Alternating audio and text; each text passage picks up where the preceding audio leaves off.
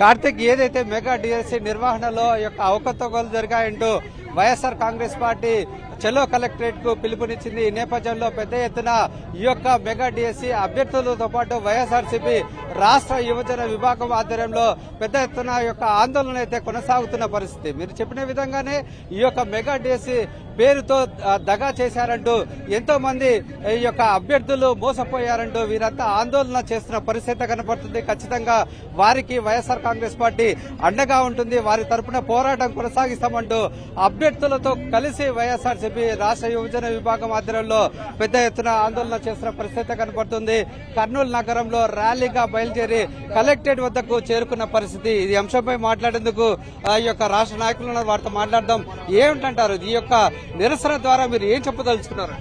ఈ రోజు ముఖ్యంగా ఆంధ్రప్రదేశ్ రాష్ట్ర యువతకి ఎవరైతే నిరుద్యోగులు ఉన్నారో వాళ్ళకందరికీ చంద్రబాబు నాయుడు గారు నిర్వహించింది మెగా డిఎస్సీనా లేకపోతే అవినీతి అయినటువంటి కరప్షన్ ఉన్నటువంటి అన్యాయమైన డిఎస్సీనా అనేది ఈ రోజు చంద్రబాబు నాయుడు గారు ఏ డిఎస్సీ నిర్వహించారు అనేది నిరుద్యోగులు అందరికీ కూడా తెలియాలి. ఏదైనా కూడా ఈ రోజు మామూలుగా మెగా డిఎస్సీ ఎగ్జామ్ ల జరిగిన విధానం గాని ఏదైనా కూడా ప్రతిదీ అనుమానాలకే తావిస్తుంది తప్ప దీంట్లో ఈ మెగా డిఎస్సీలో ఎక్కడ కూడా ఎవరైతే అర్హులు ఉన్నారో వాళ్ళకు ఉద్యోగం వచ్చే పరిస్థితి లేదు. అదే విధంగా దీని గురించి ఎవరైనా ప్రశ్నిస్తే కూడా వాళ్ళపైన సోషల్ మీడియాలో ఎక్కడైనా ప్రశ్నిస్తే ఎవరైనా ఎక్కడైనా ఏదైనా పోస్టులు చేస్తే కూడా వాళ్ళ పైన క్రిమినల్ కేసులు పెట్టి వాళ్ళని అరెస్ట్ చేసి ఇప్పటికీ ఈ యొక్క ఉమ్మడి జిల్లా సంబంధించిన చాలా మంది అభ్యర్థులతో డిఎస్సీ అభ్యర్థులతో మీరు మాట్లాడారు కదా, వారు ఏం సమస్యను మీ దృష్టికి తీసుకొచ్చారు? వాళ్ళకి దాంట్లో నేను మాట్లాడిన వాళ్ళలో చాలా మందికి ఆల్మోస్ట్ నేను ఒక 100 మందితో మాట్లాడితే దాంట్లో ఒక 20 నుంచి 25 మంది కాల్ లెటర్స్ కూడా వచ్చినాయి. కాల్ లెటర్స్ వచ్చినా కూడా వాళ్ళకందరికి ఎవరికి ఈ రోజు గవర్నమెంట్ ఉద్యోగం ఇవ్వలేని పరిస్థితులలో ఉంది. అది చూసుకుంటే మనం ఎట్లా అంటే స్పోర్ట్స్ కోటా అంటారు. స్పోర్ట్స్ కోటా అనేది గోళీలు ఆడేటోనికి కూడా ఈ రోజు డిఎస్సీ ఉద్యోగం ఇచ్చినారు, టీచర్ పోస్ట్ ఇస్తున్నారు.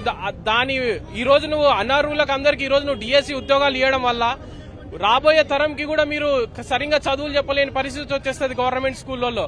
కాబట్టి దీన్ని క్లియర్ గా నీట్ గా ప్రజలకు ఎవరైతే అర్హులో వాళ్ళకు మాత్రమే డిఎస్సీ రావాల్సిందిగా ఉద్యోగాలు రావాల్సిందిగా మేము కోరుతున్నాం. కానీ వైఎస్ఆర్సీపీ పార్టీ నుంచి దీనివల్ల దీన్ని అడ్డం పెట్టుకుని మేమేదో రాజకీయం చేసి మేమేదో లబ్ధి పొందాలని అయితే మేమైతే కోరుకోవడం లేదు. మీరు అర్హులు ఎవరో వాళ్ళకు ఉద్యోగాలు ఇవ్వండి, వాళ్ళకి సముచిత స్థానం కల్పించండి. మేము కూడా వాళ్ళతో పాటు సంతోషంగా ఉంటాం, మేము కూడా మీకు సపోర్ట్ చేస్తాం. కానీ ఈ రోజు ఒక్కొక్క ఉద్యోగం 15 లక్షలకు అమ్మినారు అని చెప్పి బయట మొత్తము ప్రచారం జరుగుతుంది. దానికి చంద్రబాబు నాయుడు గారు ఏం సమాధానం చెప్తారో ఈ ఆంధ్రప్రదేశ్ రాష్ట్ర ప్రజలకు అందరికీ కూడా చెప్పాలా. అంటే డిఎస్సీ పేరుతో ఎటువంటి మోసం చేశారంటారు? డిఎస్సీ పేరు మీద చాలా మోసాలు చేశారు. ట్రాన్స్పరెన్సీ ఏది లేదు. ఇప్పుడు మీరు చూసుకుంటే నేను 3 పాయింట్లు చెప్తుంటాను. మెరిట్ లిస్ట్ ఓపెన్ లో పెట్టలేదు, పెట్టి తర్వాత తీసేసి చేంజ్ చేసేశారు. అంతా క్లియర్ గా ఉంటే almost 3.5 lakh people DSC exam రాశారు. వాళ్ళందరికీ వాళ్ళ మెరిట్ లిస్ట్ తెలియాలి, వాళ్ళ రిజల్ట్స్ తెలియాలి. అవేమీ లేకుండా ఓన్లీ ఒక 16,000 మెంబర్స్ కి మీకు సెలెక్టెడ్ అనేసి పంపించారు. అండ్ మెరిట్ లిస్ట్ పెట్టి మళ్ళీ డిలీట్ చేశారు. ఇప్పుడు కూడా ఓపెన్ లేదు. దాని తర్వాత మళ్ళీ స్పోర్ట్స్ కోటా అన్నట్టు స్పోర్ట్స్ కోటాలో వాళ్ళకి జనాలకి ఇదేంటిది వాళ్ళ ట్రాన్స్పరెన్సీగా ఎవరు స్పోర్ట్స్ లో ఉన్నారు, వాళ్ళ సర్టిఫికేట్స్ ఏమున్నాయి, వాళ్ళది ఏంటి క్లారిటీ అని చెప్పి వాళ్ళకి ఇవ్వాలి. అదేమీ లేకుండా and this the first time ఇదేంటిది ఎగ్జామ్ కూడా లేకుండా వాళ్ళకి ఇచ్చారు. జనరల్ గా స్పోర్ట్స్ కోటాలో ఒక పర్సంటేజ్ ప్లస్ వాళ్ళ రిటర్న్ ఎగ్జామ్ లో పర్సంటేజ్ ఉంటుంది. ఈసారి రిటర్న్ ఎగ్జామ్ లో కూడా ఇవ్వకుండానే డైరెక్ట్ గా వాళ్ళకి నామినేషన్ ఇచ్చారు. అది ఏ పరిస్థితిలో ఇచ్చారు, ఎవరికి ఇచ్చారు, ఎందుకు ఇచ్చారు అని అందరికీ తెలియాలి అనేసి. అలాగే మీరు చూస్తే ఎస్సీఆర్టీ నవీన్ అనే కాంట్రాక్ట్ ఎంప్లాయీ, అతనికి డైరెక్ట్ గా అతను ఎగ్జామ్ ప్రిపేర్ చేసింది వాళ్ళ కంపెనీ, ఎగ్జామ్ రాశాడు, దాని తర్వాత డైరెక్ట్ గా ఫస్ట్ ర్యాంక్ తీసుకుని వచ్చాడు. అట్లా అంటే వాళ్ళే ఎగ్జామ్. మీరు చెప్పే దాని ప్రకారంగా చూస్తే అభ్యర్థులతో పాటు చాలా మటుకు మోసాలు జరిగాయి, అవకతవకలు జరిగాయి అని చెప్పేసి మీరు అంటున్నారు. మరి మంత్రి స్పందించే విధానం ఏ విధంగా ఉందంటారు? ఎక్కడ మంత్రి గారు ఏం స్పందించట్లేదు కదా. వాళ్ళు ఏమంటున్నారు, మేము ఏదో టెస్టింగ్ చేశాము అందుకే కొందరికి పంపించాము, లేదు అంతా క్లియర్ ఉంది. మంత్రి గారు కూడా ఎక్కడ స్పందించట్లేదు. వాళ్ళ డిపార్ట్మెంట్ నుంచి ఎవరు మాట్లాడుతున్నారు అది కూడా క్లియర్ గా ఏం మాట్లాడట్లేదు, క్లియర్ ఆన్సర్స్ ఇవ్వట్లేదు. మరి మీరేం డిమాండ్ చేస్తున్నారు?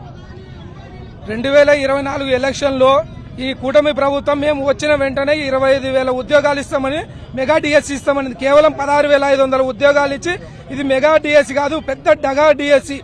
డిఎస్సీలో ఎస్సీఆర్టీ సంస్థలో అవుట్ సోర్సింగ్ పనిచేసే నవీన్ అనే వ్యక్తి ఎగ్జామ్ రాసిన ఆ పేపర్ లీక్ అయింది. అందుకే అతను డిస్ట్రిక్ట్ ఫస్ట్ వచ్చినాడు. ఆ తప్పిదాలు బయటపడితేనే అతనికి జాబ్ ఇవ్వకుండా హోల్లో పెట్టినారు. మళ్ళీ ఎగ్జామ్ రిజల్ట్స్ వచ్చిన తర్వాత మెరిట్ లిస్టు, సెలక్షన్ లిస్టు తర్వాత ఓటీపీలు వాళ్ళకు పంపించి మెసేజ్లు పంపించి సెలక్షన్ చేసుకోవాలా. దాన్ని బేస్ చేసుకోకుండా డైరెక్ట్ మెసేజ్ ద్వారా సెలక్షన్ చేసుకున్నారు. పీఈటీ ఎగ్జామ్ రాసిన వాళ్ళకి దాదాపుగా 15 క్వశ్చన్లకి మల్టిపుల్ ఆన్సర్స్ 4 కరెక్ట్ ఉండే. ఆ కరెక్ట్ ఉన్నటువంటి 15 క్వశ్చన్లు ఇచ్చినారు.